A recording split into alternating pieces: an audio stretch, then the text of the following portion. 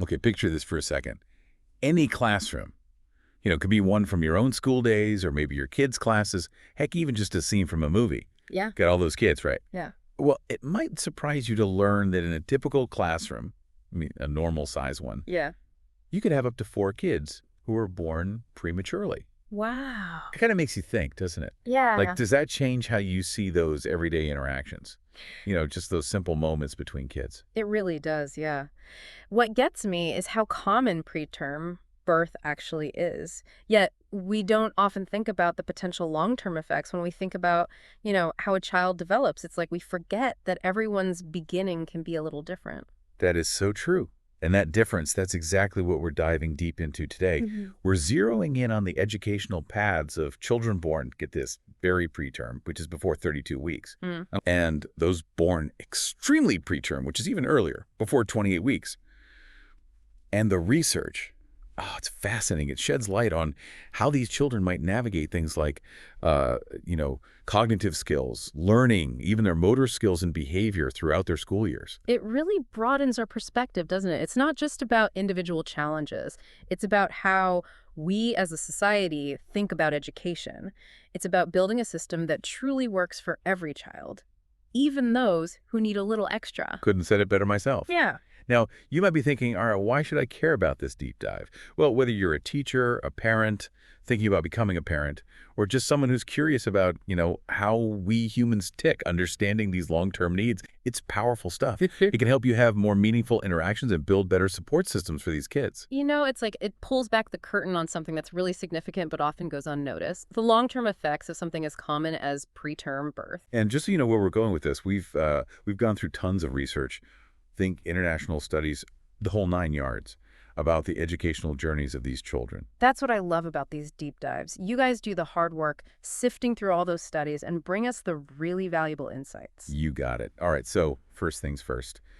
We all know that thanks to the amazing advances in medicine, we're seeing more and more babies born very and extremely preterm actually surviving, which of course is amazing news. Oh, absolutely. The progress in neonatal intensive care has been life-changing. I mean, these are some of the most fragile infants, and we're seeing them pull through. But here's the thing, and this is where things get really interesting. Even though those survival rates are way up, these children, they still face a higher risk of facing different kinds of difficulties as they grow up. It's like they overcome this huge obstacle early on, only to find themselves navigating a whole new set of challenges. That's a really insightful way to put it. It really emphasizes that medical success in those early stages doesn't mean that there won't be lasting effects. The brain is incredibly sensitive during those first weeks. And the research, it backs this up. Take this UK study, for example. It found that 10 to 15% of children born very preterm, they ended up with a major disability. We're talking things like cerebral palsy, learning disabilities, that sort of thing. That's significant. And here's the kicker. On top of that, another 40% had clinically significant learning or behavioral difficulties. So we're talking a big chunk of that very preterm group facing some kind of challenge. And when you look at studies focusing on extremely preterm infants, the numbers, well, they're even more stark. One study from Norway found that cerebral palsy was diagnosed in 9.1% of extremely preterm children, compared to just 0.1% in full-term births. Then learning disabilities is also way more common, 4.4% in the preterm group versus 0.4% in full-term babies. Wow, yeah. It really highlights how much more vulnerable these infants are the earlier they're born. It does. And there's more. Another study, this one from Germany, looked at kids born with extremely low birth weight. By the time they were 8, 39% had some kind of minor impairment and 18% had a major one. Then you've got a U.S. study showing that by age 8, 38% of extremely low birth weight children were enrolled in special education programs. Compare that to children born at a normal weight, where it was only 11%. So it's not a one-size-fits-all situation. The earlier a baby is born, the more likely they are to face these developmental challenges, and the challenges themselves can be more severe. It's what researchers call a continuum of risk. That makes a lot of sense. It's not just black and white. There's this whole spectrum of possibilities. Exactly. And I imagine for parents, it's natural to hope that their child will just, grow out of it. You want to believe they'll catch up and that everything will be fine. Of course, it's a completely natural hope, and sometimes children do make incredible progress and catch up, but the research paints a more complex picture. While some preterm children do catch up, there's a significant number who continue to face difficulties. It's not always as simple as just giving it time. Right. There was this Australian study that looked at children born at extremely low birth weight. They followed them until they were 8 years old. And what they found was that around 30%, yeah, they were doing really well. They were performing at or above average academically. But a big chunk, 43%, needed special education support. Another 27% were below grade level in reading or math. That's a pretty significant percentage. It really underlines the need for early intervention and ongoing support. We can't just assume that these children will automatically catch up without any help. I agree. Now, a lot of the research we've talked about so far focuses on those early elementary years. But what happens when these kids get older? Do these challenges just fade away or do they stick around? That's the million-dollar question, isn't it? And luckily, we're starting to get more research that tracks these children into their later school years, even into adulthood. And what it shows is, well, a lot of those early difficulties, they don't just magically disappear as kids mature. It's not as simple as that. Yep. There was a study in the Netherlands, for example. They looked at children born very low birth weight, even the ones without any major disabilities, when they were between 10 and 12 years old. Mm. And what they found was that these kids, they had higher rates of social and behavioral problems at school and were more likely to be in special schools than kids born full term. Mm. And the researchers, they were pretty clear that these issues were ongoing. They weren't just a phase. It's a key point, the persistence of these challenges. Another UK study looked at very low birth weight children at age 12 and found absolutely no sign that they had caught up academically between ages 6 and 12. The gap just wasn't closing. And in some areas, it even seems like things get tougher for these kids as they go through school. A different study, also from the UK, showed that the number of very preterm kids identified with learning disabilities and needing extra support actually went up between the ages of 8 and 14, 15. Like, the proportion of kids classified with disabilities doubled in those years. It's a sad reality. It suggests that as the academic demands get higher, the challenges these kids face become more apparent, and they end up needing more help. Makes sense, yeah. Oh. There's also this study from the UK and Ireland that looked at extremely preterm kids when they were 11 years old. They were behind their full-term classmates when it came to things like cognitive skills, reading, and math. And an Australian study that followed very low birth weight children until they were 14. They found that even the kids without any diagnosed disabilities, they were still behind their peers who were born at a normal weight in areas like cognitive skills, academics, and even behavior. It's almost like that initial disadvantage, it sticks with them. It really does.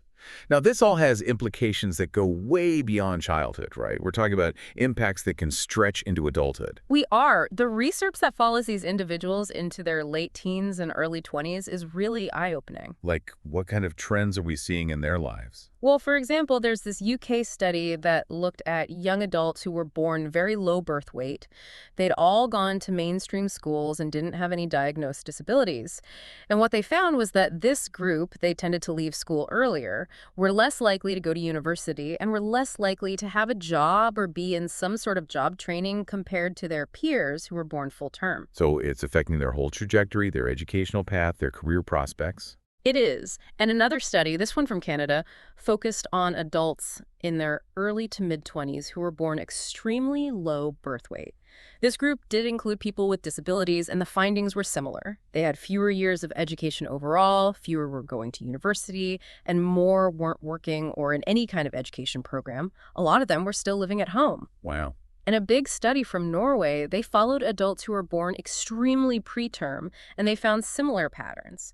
Less likely to finish high school or college, less likely to make good money, less likely to become parents, and more likely to be unemployed or relying on social assistance. Pretty sobering to see those long-term effects laid out like that. It is, but it's important to remember that most adults who are born preterm do just fine. These studies, they often make a point of saying that.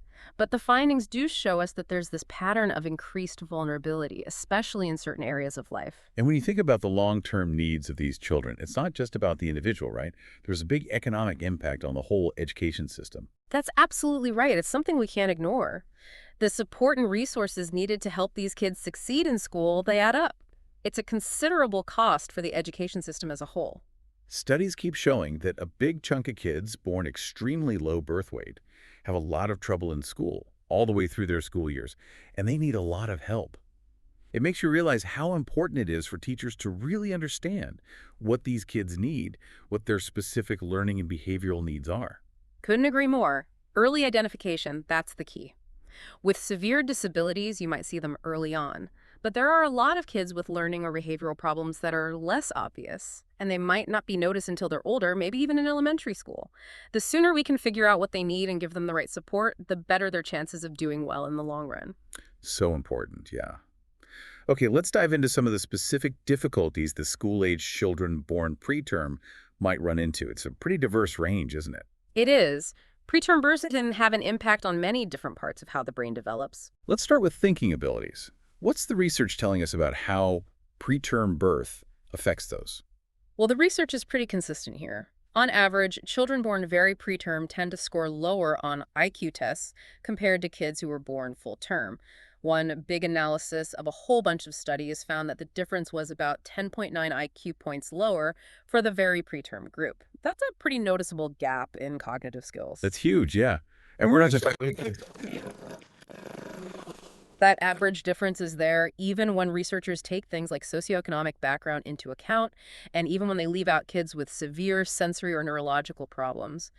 And on top of that, this analysis suggested that for every week of pregnancy that a baby is born early, there's a drop in average IQ scores. So even being born just a few weeks early can have a measurable impact on overall thinking abilities.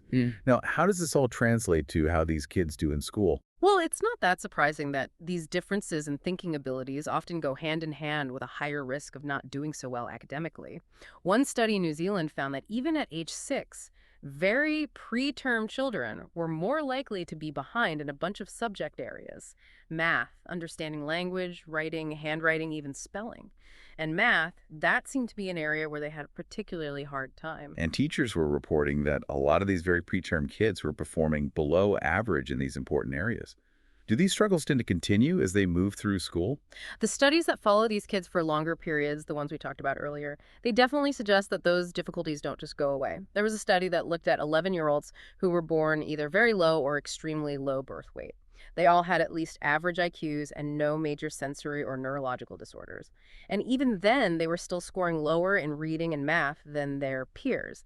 And the kids who had been born at the very lowest weights, they had the most trouble. It's concerning that this same study also pointed out that even though the extremely low birth weight group had more learning difficulties, they weren't getting more help in school. That's a big problem, and it points to a real gap in how we're identifying and supporting these kids in our schools.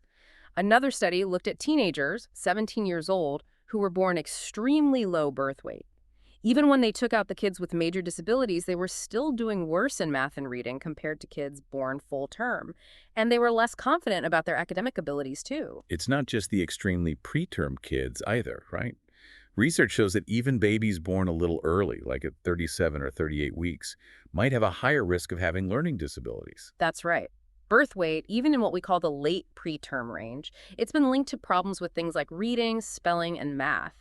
It tells us that we shouldn't underestimate the impact of even mild prematurity on how kids learn later on. It all comes back to early identification and making sure these kids get the support they need. Now, what about executive function? What are those skills, and how might they be affected by being born preterm? Executive functions, these are the brain's control center, the skills that help us plan, organize, control our behavior. Think of it like this. They're what allows us to stop ourselves from doing something we shouldn't, to switch between tasks smoothly, to hold information in our minds while we're working on something, to stay focused, and to use feedback to adjust what we're doing. They're essential for solving problems and learning effectively. And are you saying that a lot of children born preterm have trouble with these really important skills? Yes. Studies show that many children born very and extremely preterm score lower on tests that measure these executive functions. For example, they might have a harder time resisting impulses, shifting gears from one activity to the next, or keeping information in mind while they're working on a task. And problems with staying focused and paying attention, that's a common one too. There was that study we mentioned before that looked at extremely low birth weight children when they were 11 years old. It found that they had a harder time visually organizing and planning things. And those difficulties with working memory, planning, and being mentally flexible, it seems like they were still there when they were teenagers. These kinds of problems with executive function can really get in the way of learning. They can affect how well a child is in school, how they behave in the classroom, the whole nine yards. They can make it tough to follow instructions with multiple steps, to keep track of their stuff and their assignments, to manage their time, to stick with work that's challenging.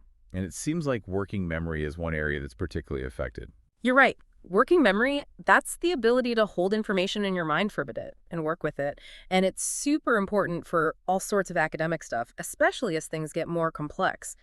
Studies have shown that kids born low or very low birth weight can have problems with different parts of working memory, like recognizing things they've seen before, remembering lists of items, and keeping track of things in space. This can lead to direct problems in subjects like math and reading comprehension. And, there's research showing that even in typically developing children, how well they do in math is linked to their executive functions. So these deficits, they could be a big reason why we see so many kids born preterm struggling with math. That's a major theory, yeah. Problems with executive functions, especially working memory and planning, they could explain why we're seeing these academic challenges, especially in subjects like math that really rely on those skills. Okay, let's switch gears to language development. We hear a lot about language delays in preterm babies when they're little, but what about when they're older and in school? While the more obvious language problems might get picked up when they're younger, like in preschool, there are some milder language challenges that might not really show up until the demands of school kick in, especially when it comes to learning how to read and write. Some research has found that kids born low and extremely low birth weight can have trouble with receptive language. Basically, they have trouble understanding what people are saying to them. But I've also heard that the findings on this are kind of mixed, right? Some studies show these problems, others don't. You're right, it's not a slam dunk. One study found these receptive language problems in extremely low birth weight kids when they were 7 years old. But other studies that looked at similar age groups didn't find those same big differences between preterm and full-term kids. But there was a study of very preterm kids at age 6 that did find that they had problems understanding spoken language and with written language skills, but not with expressing themselves verbally. So language difficulties are definitely something that can affect these kids when they're in school, but it sounds like we need more research to really zero in on which specific parts of language development are most affected and how they show up in the classroom. Hmm. What about perception? How might that be affected by preterm birth? Problems with perception, especially visual and auditory, they can be subtle, especially in a school setting, but they can have a big impact on learning. Studies have shown that kids born very low and extremely low birth weight can have trouble processing visual information and planning what to do with it.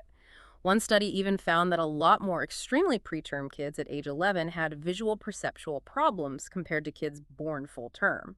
And there are reports of more auditory perception problems in very low birth weight kids, which can make it hard for them to hear the differences between sounds and speech. And even subtle problems with perception, they can make it really tough to learn, especially things like reading. Now, sensory impairments, like with hearing and vision, they're more common in preterm kids too, right? Absolutely. Research shows that kids born extremely low birth weight have higher rates of both mild and severe hearing loss compared to kids born at a normal weight. And even a mild hearing loss, if it's not caught and managed, can impact how well a child develops language skills. And that, of course, affects their ability to read and write later on. And vision problems, those seem pretty common too. Very common. Babies born preterm have a higher risk of developing all sorts of abnormalities in their visual system.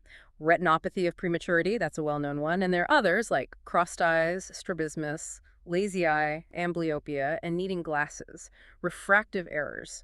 Studies have found higher rates of problems with visual acuity, how clearly they can see, strabismus, and problems with tasks that need them to coordinate their vision and their movements in children born very preterm. Kids born extremely low birth weight, they have higher rates of mild to moderate visual impairment, and some even have bilateral blindness.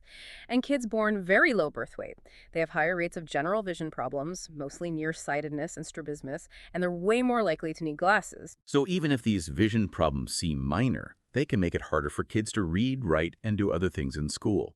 It really shows why it's so important to screen these kids early on and catch these problems. All right, let's move on to neuromotor development. We all know about the higher risk of cerebral palsy, but what about other motor difficulties that are more subtle? And for our listeners who might not be familiar, when we say neuromotor, what are we talking about in this context? Great question. Neuromotor development, it's all about the connection between the nervous system and the muscles.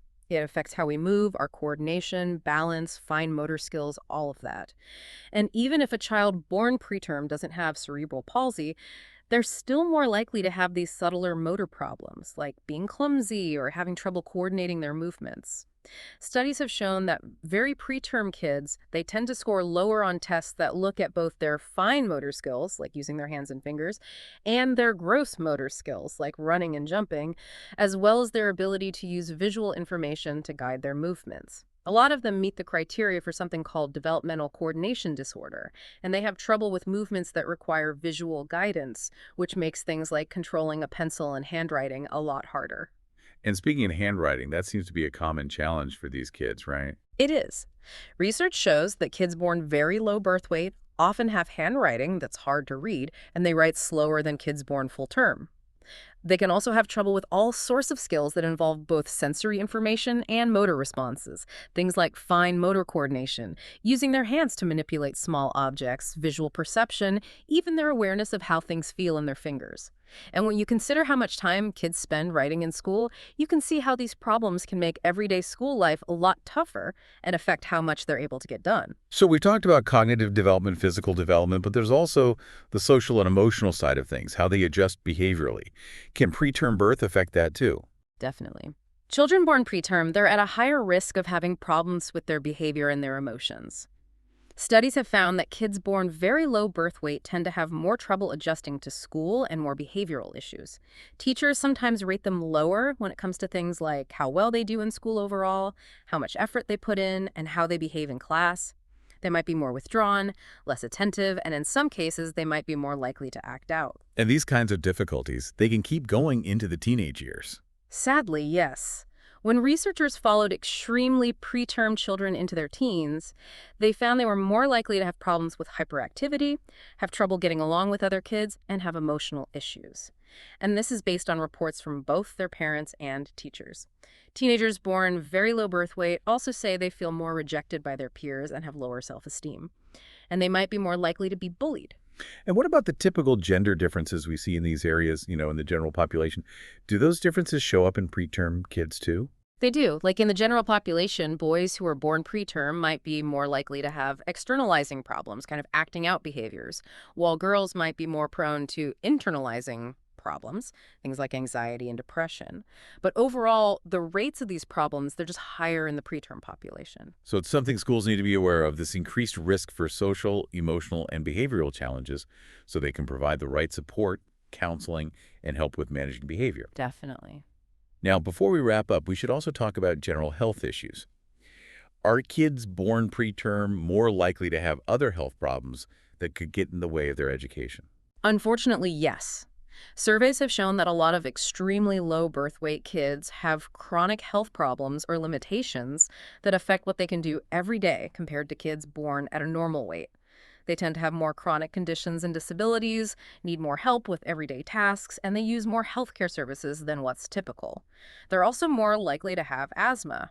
And when you've got these ongoing health issues, it's bound to affect things like how much school they miss, how much energy they have, and how much they can participate in school activities. It really paints a full picture of the potential challenges these kids might face. It sounds like there's a lot of variation in how these difficulties show up. There is. It's not the same for every child.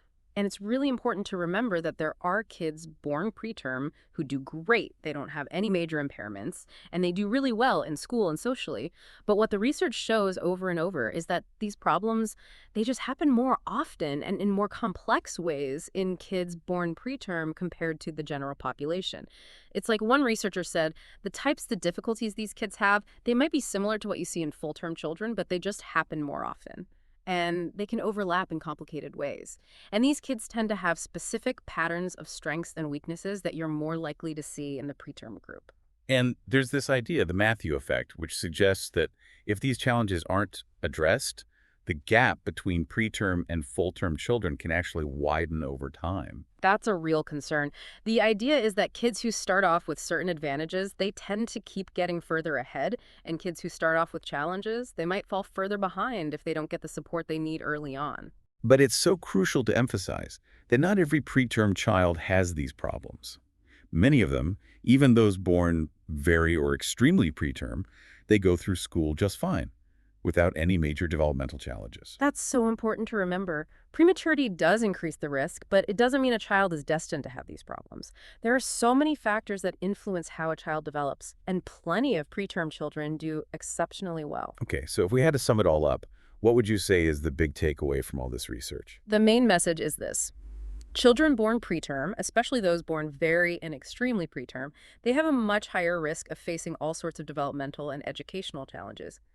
These challenges can affect their ability to think, learn, and solve problems, their language skills, how they perceive the world, their hearing and vision, their movement and coordination, their social and emotional well-being, and their overall health. And these effects, they can last well into adolescence and adulthood. And that means we need to be more aware and understanding as educators, as parents, as a society. Exactly. If we can recognize these potential problems early on, we can make sure these kids get the help and support they need to thrive in school and in life. So what's next? What are the big questions researchers are still trying to answer? And what's one last thought you want to leave our listeners with today? Research in this area is always moving forward.